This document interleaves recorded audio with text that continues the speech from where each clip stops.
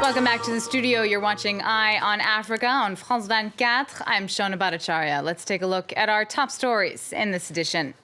Reopening its borders. Ivory Coast has announced it will be lifting border restrictions with Guinea and Liberia. The government had closed them to slow the spread of Ebola that the WHO has declared eradicated.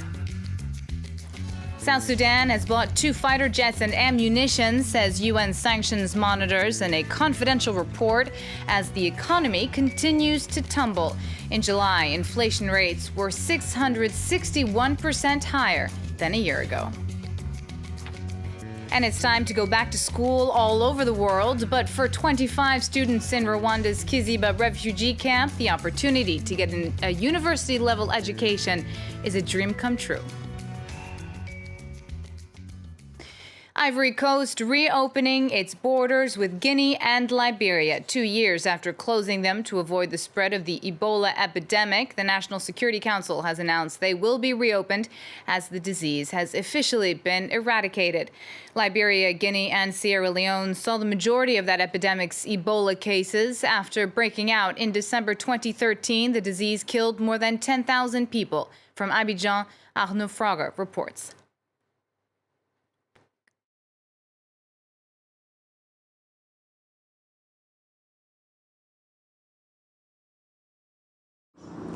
The lift of public emergency regulations is good news for Côte d'Ivoire and its neighbors. The land borders with Guinea and Liberia were closed for over 2 years. It's now going to be reopened, but at the time, this measure was highly criticized in Ebola-infected countries. Both Guinea and Liberia felt it contributed to isolate their countries when Ebola was at its peak, and it did, in fact, slow down the trade with these countries. The special airport with passengers coming from these 2 countries is also going to be closed, but hygiene measures remain in force, according to the Ivorian health minister. Avoid touching, transporting or eating animals found dead in the forest.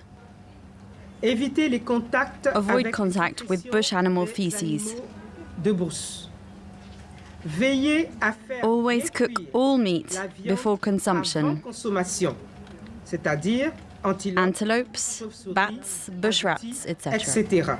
Ivorians really enjoy this kind of bush meat suspected to carry the Ebola virus. So for the last 2 years, its consumption, sale and hunting was forbidden by the authorities. Now it's allowed again, but as you heard the Ivorian health minister, it has to be prepared with caution.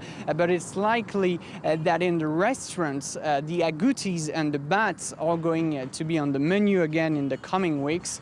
A way to move on after years of fear to see the Ebola outbreak at the borders of Côte d'Ivoire. Following through with his threat, Gabon's opposition leader Jean Ping has lodged a complaint with the country's constitutional court contesting last month's presidential election results. Ping filed his request for a review of the results in the Otogué province just hours before the deadline to do so ran out. Meanwhile, a planned visit by African Union heads of state to mediate the ongoing electoral crisis has been indefinitely postponed. Sending more peacekeepers to South Sudan, the UK is set to expand its contribution to the UN force in the country, raising the planned total from 300 to 400. The 100 more troops will be establishing a hospital.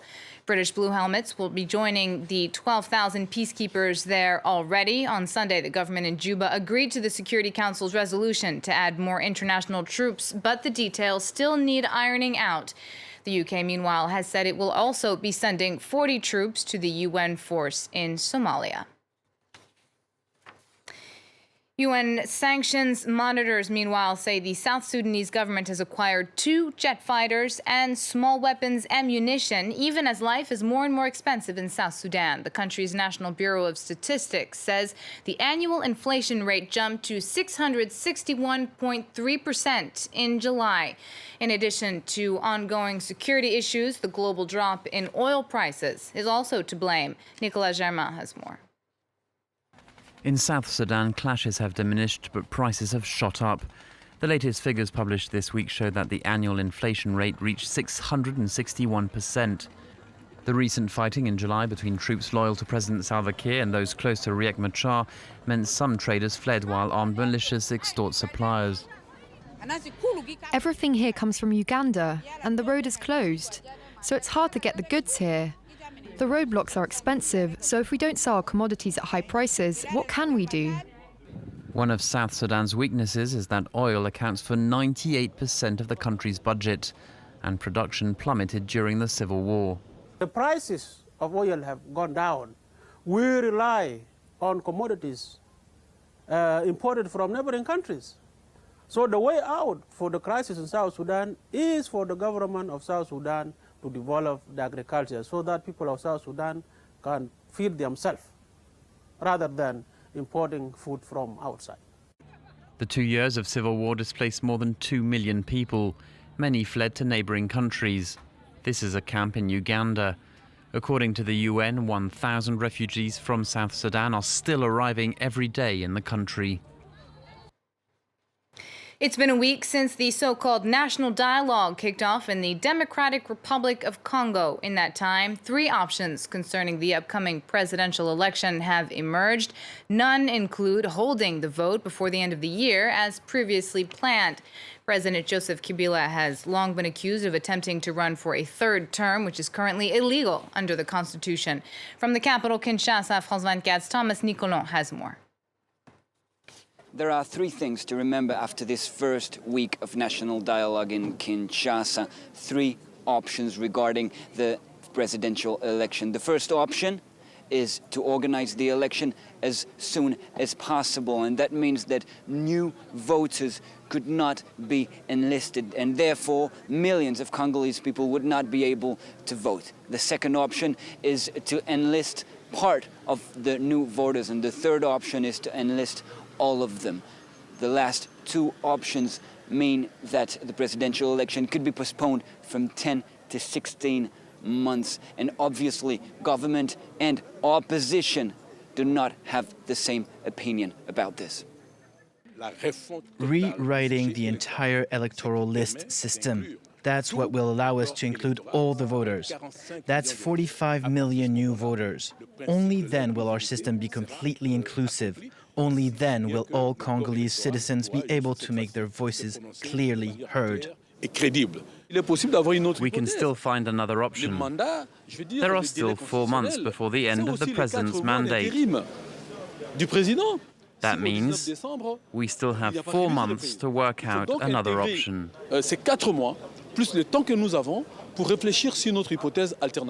It is important to note that a few opposition leaders still refuse to take part in this national dialogue because they believe it is a way for the government to maintain Joseph Kabila in power. And these opposition leaders say that if the election should be postponed, then so be it. But the one thing they want is that Joseph Kabila should leave power by the 19th of December, which is the end of his 2nd mandate.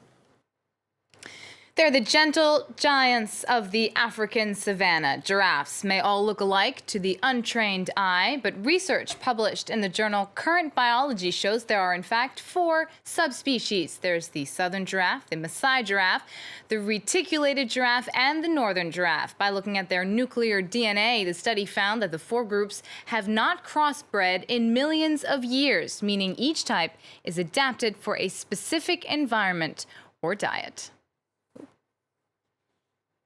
And that's the end of this edition.